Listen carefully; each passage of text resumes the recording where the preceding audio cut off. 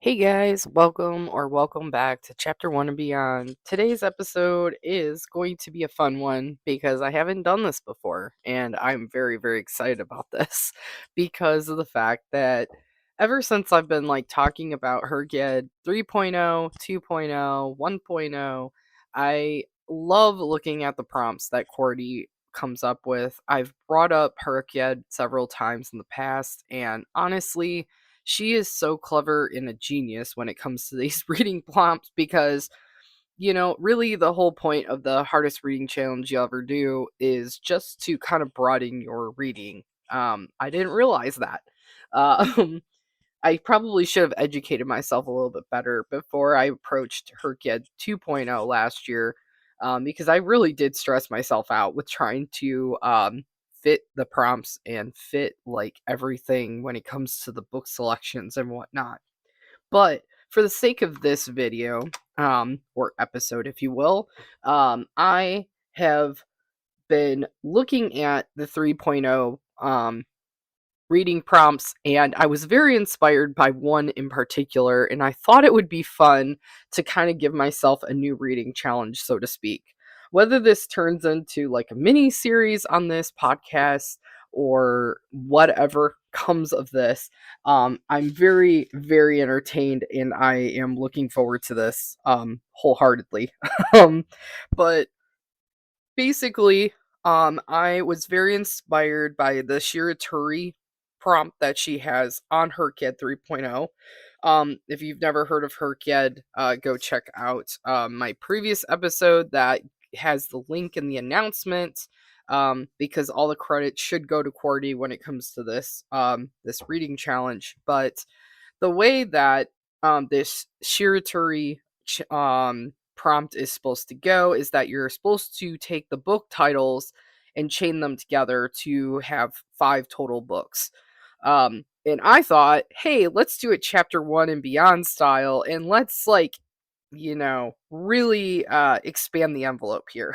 So I would like to experiment with this because I'm really curious on if this is going to help me come up with yet another unique way to get through my physical TBR. Because let's face it, guys, I feel like I'm in the home inning stretch with, less than 4 to 5 shelves full of books. And I feel like I need something to really keep pushing me and kind of motivating me, so to speak. So, Shiraturi prompt, like I mentioned, is where you have to look at the last character of that title. So the book title will have, like, say, Before the Devil Breaks You, it would be a U at the end of that. So I would have to start the next book that I pick up with a U. So like the title must start with the letter that the previous book that I read ends with. So my goal is to get the longest recorded chain of books, but to have fun and be strategic about it. So titles that I choose first will need to kind of strategize how I can continue this chain. And I did kind of make some wild card, you know, esque rules for myself. So, once per every 10 books I chain, may choose to either take a token or utilize that token at that time. And with that token, I'm able to choose any book title. It doesn't have to be chained to be able to read, just because like of the fact that sometimes, like, if these endings of these books, like the Starless Sea has an A at the end, because whatever. But I don't have too many titles on my bookshelf that start with the letter A, so I would have to go to the library, and I want to make sure that I'm still able to conquer through my physical TBR. The other caveat that I would like to add as a wild card rule for myself is that anything that starts with an A and the, or any like sort of like, word of that nature that starts in the title, um, I can choose to either ignore it or use it. So, like, if, the previous title ends with a T at the end, and then I choose to use the, so the T starts with the, um, I can either choose that, or with example, the Starless Sea, I can either use the T to start or I can use the S. So if like the previous title had a T or an S, I would be able to use it for both of those situations. So, but I mean, my goal is to try to get the longest chain possible, keep this going, see how many titles I can physically chain together that are physically on my shelf, or that I can get from the library. Because I do have a very lengthy want to read list, which I will go over maybe in a later video, if you will. But for the point of this video, I wanted to at least start my chain and then kind of update you guys along the way. So like I mentioned, with this challenge, I definitely have to be strategic, because if I pick something that, um, you know, like any title at this point can be selected. It's just I have to look at the last letter of that title and make sure that I have something to chain it with. Otherwise, this would be done and over with. So I did happen to select Before the Devil Breaks You. So, which means that the next book that I pick up will have a U starting.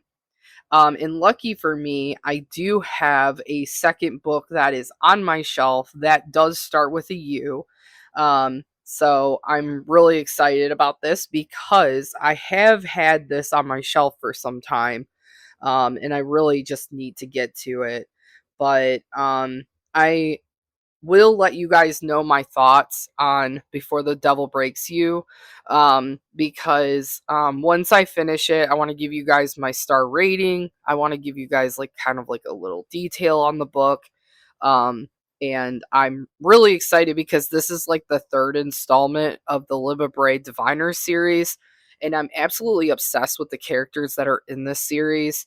I know it is considered YA, but to me it's like definitely adult. There's like a lot of content within this series that I would really question whether this should be young adult, but I know at this time that these books were published, there was like no such thing as new adult. There wasn't such things as like, there wasn't like these like very specified subgenres, if you will. So, everything was either considered a child's book, young adult, or adult. So, but yeah, she tended to lean towards the genre of young adult at that time. But I am really excited because I want to see what happens. There's a lot that I hear happens within this particular installment of the Diviner series. And I'm really sad because I only literally, like, once I finish this one, I literally only have one more book in this series. And I'm a little sad because, like, I am just obsessed with these characters. The way Libba Bray, like, kind of has developed this story throughout the series, it's just a really great time. And I definitely love the era that this is being taken place in, because um roaring 20s, and it's like New Orleans style. You can't go wrong with the vibe. So yeah, I definitely recommend, if you have not picked up the Diviner series, you should definitely try and check it out, especially if you're into like fantasy and a very wide range of characters, not just like very similar characters. But all right, so the first book is down. All right, so Before the Devil Breaks You. Oh my gosh, what a ride this installment was for this series. I had so many feelings, and I really don't want to be giving away any spoilers. Obviously, this podcast is nothing spoiler free content, and um, Yeah, just the loss that happened in this book, and just just everything that kind of like built up to the end of this book was just absolutely incredible. I knew that it was going to be a whirlwind, but I am really curious on how Liva Bray is going to finalize this series. A little nervous going into the King of Crows, but yeah, so the first book, Before the Devil Breaks You, I definitely gave this a 5-star rating. I loved this book from start to finish. There was nothing that I felt needed any sort of like second thought. I just personally just loved everything about this book. And honestly, it's like my absolute favorite of the series so far. Um, I I am very, very nervous for King of Crows though. But yeah, so this was the first book in the Shiritori Chapter 1 and Beyond style challenge. So the next book that I'm going to chain this with, because obviously that's what I'm going to do, is, so the last character of U is obviously U, the letter U. So I think what I'm going to do is end up picking up Upgrade by Blake Crouch. This one is a psychological thriller, I think I want to say, or a sci-fi thriller. Okay, so this is a 337 page book published back in 2022. Upgrade by Blake Crouch. Trying to make sure that this isn't like, so I read Dark Matter, but I'm trying to see if this is like a series or anything like that. It doesn't look like it. According to hardcover, it's not. It's got an average rating of 3.7 stars. It is a sci-fi mystery fiction thriller fantasy. That's what it's labeled as. There's a lot of people giving it a 4-star rating, so that's pretty solid. Um, it looks like, according to this, you are the next step in human evolution. At first, Logan Ramsey isn't sure if anything's different. He just feels a little sharper, better able to concentrate, better at multitasking, reading a bit faster, memorizing better, needing less sleep. But before long, he can't deny it. Something's happening to his brain, to his body. He's starting to see the world and those around him, even those he loves most, in whole new ways. The truth is, Logan's genome has been hacked, and there's a reason he's been targeted for this upgrade, a reason that goes back decades to the darkest part of his past and a horrific family legacy.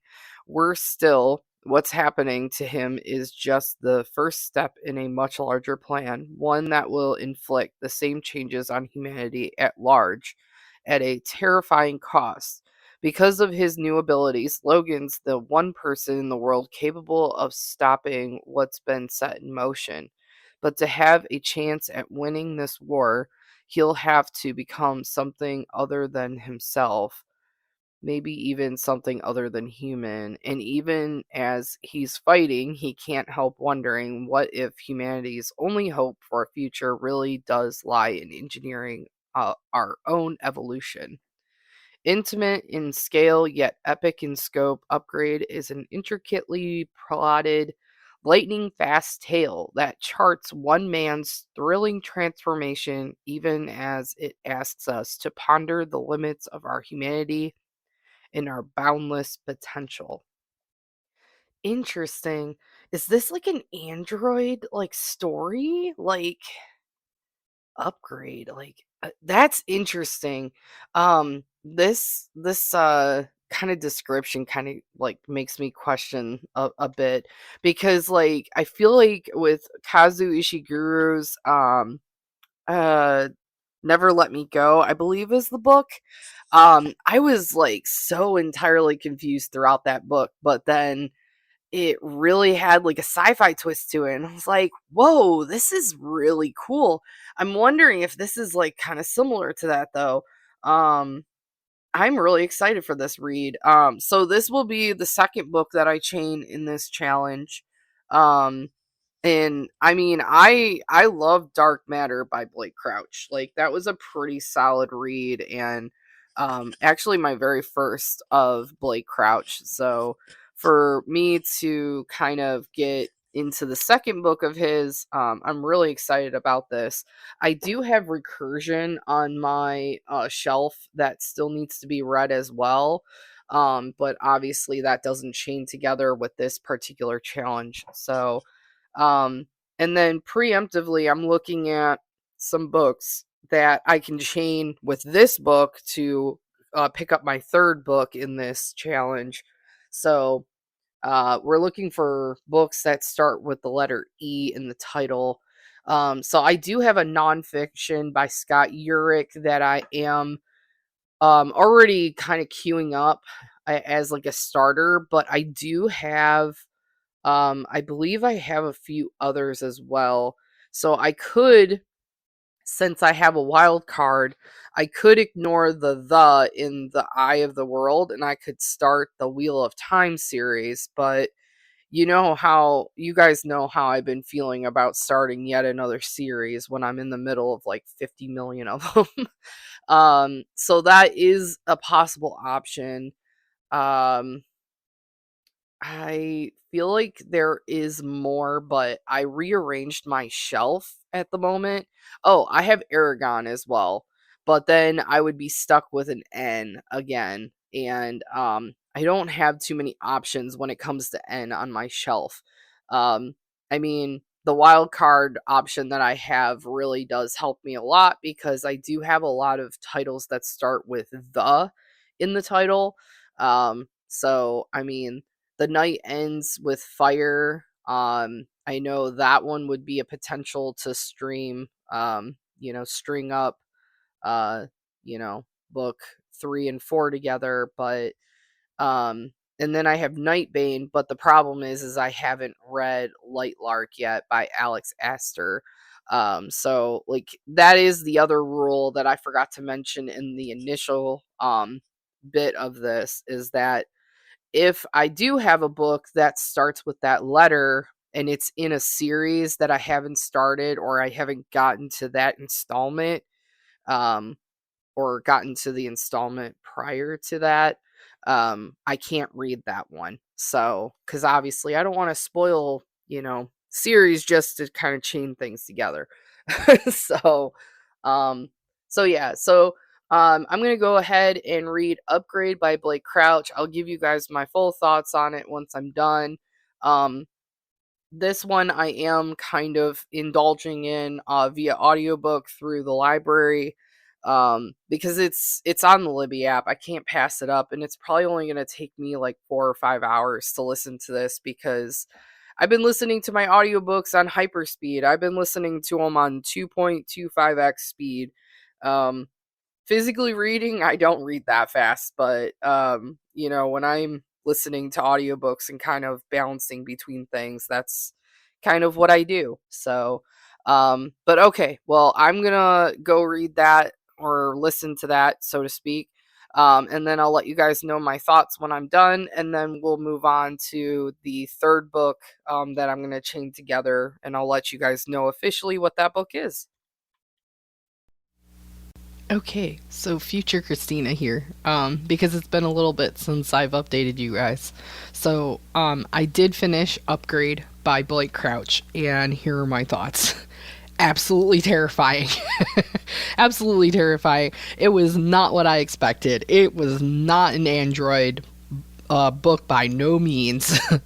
I am not going to give any spoilers away, but if you are absolutely terrified of like genetic altering and things like that, I do not recommend this book, but it was fantastic. I gave this a 5-star rating because, like, from start to finish, it was like just it progressed so amazingly, and there were so many twists in this book. I cannot get over on how Blake Crouch like implements like sci-fi with the thriller, with the plot twists, and like holy crap, I am like a fan of his writing because it's just like I think this is definitely one of my favorites, like top favorites. Compared to Dark Matter, I think this goes even higher on the list for me.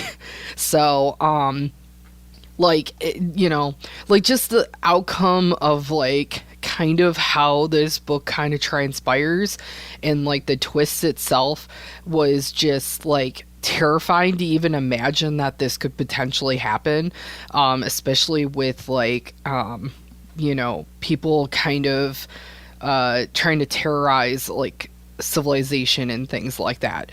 And that's all I'm going to say about it, because like if I give even more context to what that even means, it's going to spoil something. So I definitely recommend this book to anybody that is looking for a totally different kind of sci-fi. The characters were fantastic. I really, really enjoyed every single character that was in this series, or sorry, this book, not series. And just overall, like, I love this genre so much because there's just so many different ways and avenues that this sci-fi genre goes in, and I just really appreciate the uniqueness that Blake Crouch brings to the sci-fi genre as a whole. So to continue this chain for the Shiritori challenge that I'm doing, I actually decided to pick up Eat and Run, My Unlikely Journey to Ultra Marathon Greatness by Scott Jerk. I was pronouncing his last name wrong. I was saying Uric, it's actually Jerk. So this is a 272 page book. And actually, as I'm recording this, I have already actually read this book, so I can actually give you my full thoughts right now. Again, I apologize. I've been terrible with updating you guys, but this is the nonfiction book that I was like kind of like thinking about in the last clip. But my thoughts are, this one kind of was like okay, but it wasn't an absolute love. So I've actually, fun fact, I used to do like half marathons, 10Ks and 5K running, before I really started having my kids. And, it's funny because like I had finished a half marathon and found out that day that I was pregnant with my oldest. So this book kind of reminded me of like how much like runners like commit to this sport and how much that it really grinds on your body. And the reason why I say it was okay, like I gave it a 2-star rating, which is not super great, but the reason why I gave it a 2-star, and it wasn't because of like the journey itself. Like I thought it was very intriguing and it was very interesting, like the things that he mentioned throughout the book, like with his mom and like his journey into ultra marathoning. And he was just very, very obsessed with talking about the food that he ate, and he was talking about like veganism, vegetarianism and things like that. And I was like, okay, like this is starting to really take away from like I know that's the nutrition is part of the journey with like doing those large amount of like, mileage and everything, but it became like almost the forefront of the story by the time I got through like 50% of the way. Honestly, it was like mentioned a lot, and it was like getting to the point where I was like, I really don't care what this guy is eating. I just want to, hear more about like, the races and things like that. And like he was talking about like the relationships, and like I said, it was a very interesting book, but for me, it was like a one and done situation. So I am going to unhaul this book and like donate it to a free little library. I'm glad I read it. It was very interesting, and bravo to him for all of his success with ultra marathoning. Like I couldn't even picture myself doing a full marathon, let alone doing an ultra. If you don't know what an ultra marathon is, just go look it up, because it's like insane like what these people do. And the amount of mileage that these people put in just to prep for something like that, it's just insanity. I mean, 13.2 or 0.1 miles for a half marathon is already a lot to run. And a full marathon is 26.2. So, I mean, you know, like ultra, I think, if I remember correctly off the top of my head, I think it's like 30 or maybe even 50 miles for an entire race, which is just pure insanity. So yeah. So those are my thoughts on that. And then kind of going into the next installment of the book that I'm chaining up with this. So because I used the subtitle of the title, I used my unlikely journey to ultra marathon greatness. So my next book has to chain up with an S starting at the title. And honestly, this was a no-brainer on how I wanted to like kind of chain these together. Now that I'm kind of in a groove of this, but I once again picked the book and I read the book already, so I can already share my thoughts on this next one too. But so the next one that I chained together was The Spell Shop by Sarah Beth Durst. So I don't know if you guys remember this, but I had picked this book for a Try It or Trash It episode. And I had started reading it and I realized it wasn't the right timing for this book because like I was very... at the time I was bored with it. I'm going to be honest with you. I was just not really in the mood for it. I felt like I was forcing myself. So I stopped reading it at some point. And up until now, you know, I haven't really picked it up. So I was like, this is a no-brainer. I'm picking this one up now because I felt like I was in the mood. It's a 384-page book. It's a cozy fantasy book. So everybody that, you know, is kind of in that cozy realm, like with Travis Baldree, with his books, you know, like it kind of goes hand in hand. So you kind of know a little bit more about Sarah Beth Durst and everything at that point. So with this one, I physically own this one, so it was like a no-brainer for me. I actually have a special edition with the purple sprayed edges. It's a very pretty book. The cover is absolutely gorgeous. I really love the artwork that's on the cover, but so I gave this one actually a 5-star rating. I absolutely love this book because there's just so much like whimsical and magicalness to it.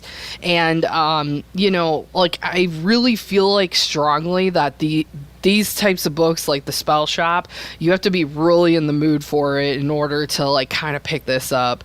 It took me less than a day to complete this one, and just full thoughts, like honestly it was really cool, like kind of how we got like kind of this atmospheric feel to it, like she's in her cottage and it's like the smells and aromas of like jams, and like they just like there's just so much like it kind of that gets unpacked with this. And it's just very atmospheric to me, like how like some of the descriptions were made. And then I absolutely love the fact that she has this like magical talking spider plant. This is not a spoiler because it's mentioned in the inside cover or the back cover, so I'm not giving any spoilers away. But I have to say though, I thought the little spider plant Kaz was absolutely perfect. So I'm going to be quite honest with you. I absolutely enjoyed that portion of the book as well. Just overall, like I think I would very much love to pick up more of Sarah Beth Durst. Right now, I don't really have any other books on my shelf with her, so it would have to come from the library since I'm kind of on this book buying ban until, you know, I finish up my books. So I'm so stinking close, guys, because like, just to kind of like update you along, I've been really trying to organize like my physical TBR and everything, and just kind of go through my shelves and just like kind of really realistically think, okay, well, am I going to read this? Am I going to just get rid of it? Am I ever going to be in the mood for this? And then like trying to find a really good way to track like, okay, well, I am going to keep this, but I've already read it, or I want to read this and I haven't read it.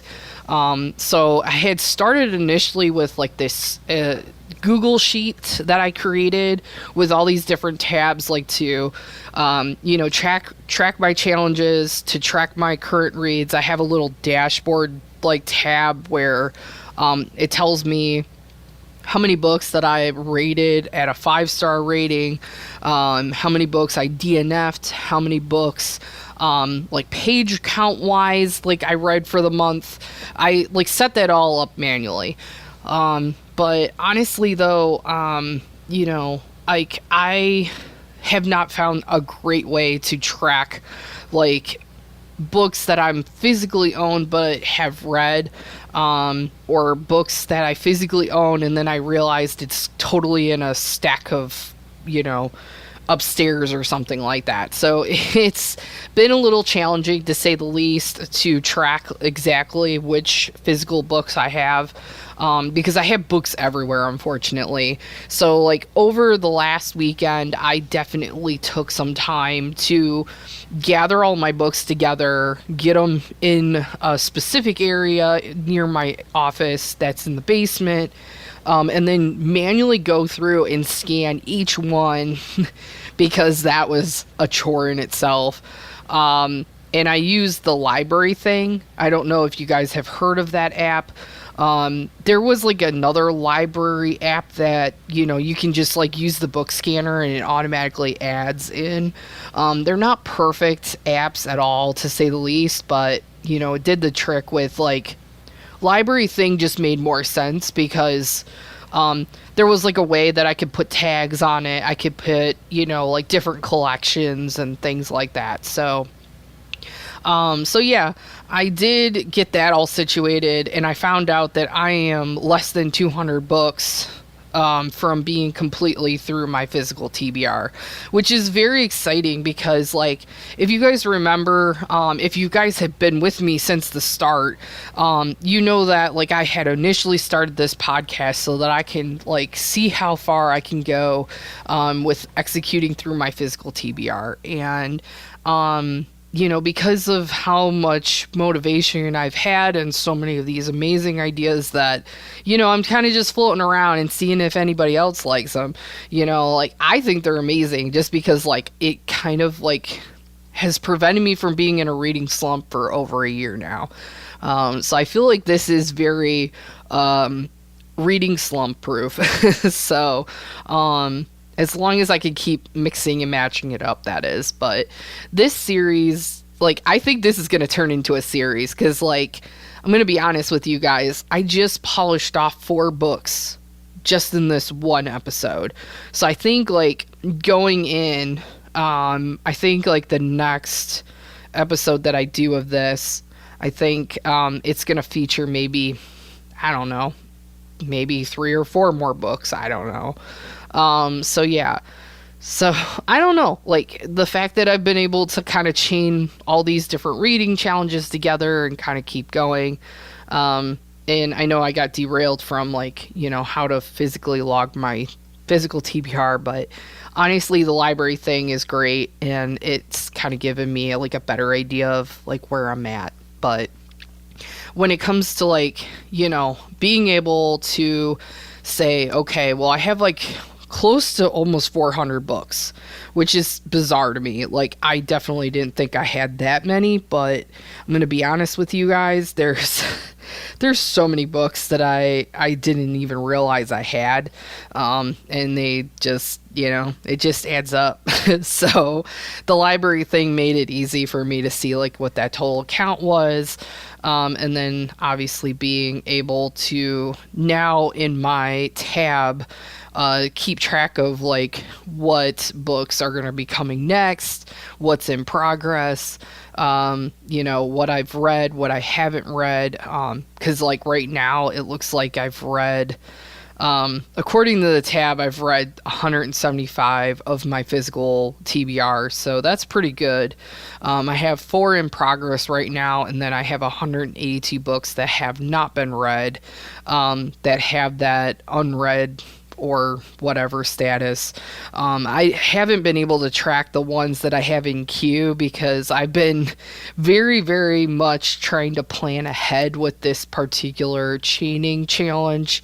I can't believe how many books, like, if you really strategize this, like, you could really, like, rack up a number of books in a row. So, but I'm not going to spoil that for you guys.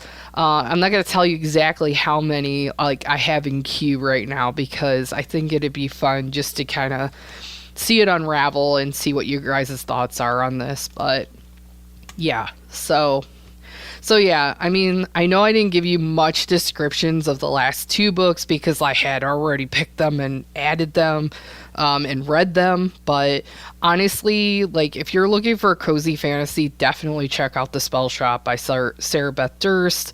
If you're looking for just, I'm gonna say like for me it was okay. Like for someone that's looking for a nonfiction that might be interested, I think like solidly someone should pick this book up. So by Scott Jerk, Eat and Run: My Unlikely Journey to Ultramarathon Greatness.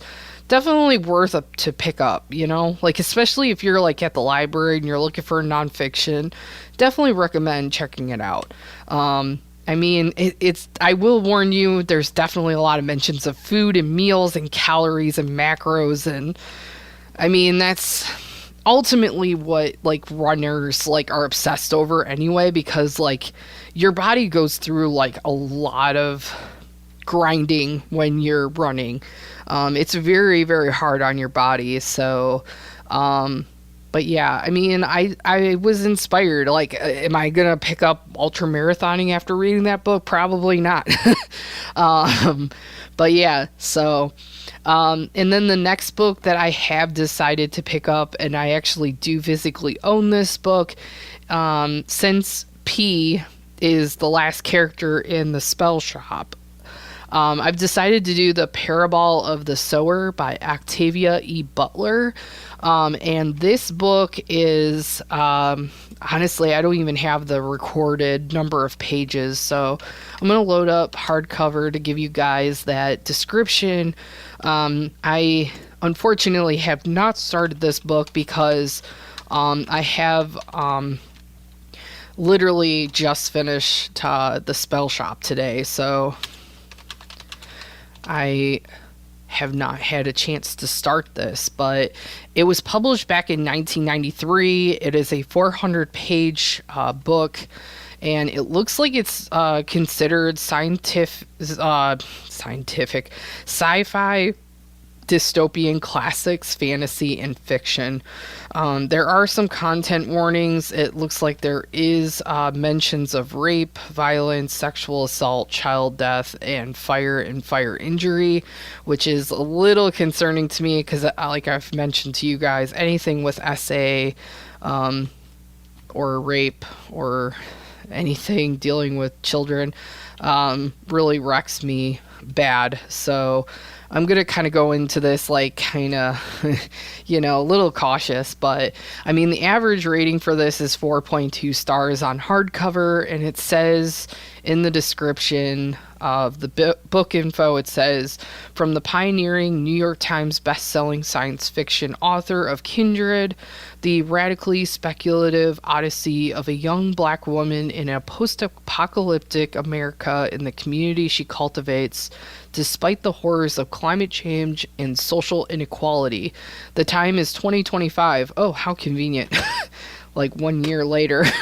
The place is California, where small walled communities must protect themselves from hordes of desperate scavengers and roaming bands of people addicted to a drug that activates an orgasmic desire to burn, rape, and murder. Okay. When one small community is overrun, Lauren Alamina, an 18-year-old black woman with the hereditary train of hyper empathy, which causes her to feel others' pain as her own, sets off on foot along the dangerous coastal highways, moving north into the unknown. Okay, wow, okay, addicted to a drug that activates a burning desire to an orgasmic desire to burn, rape, and murder. Okay, yeah, so this sounds terrifying, but I am intrigued because, like, what is it?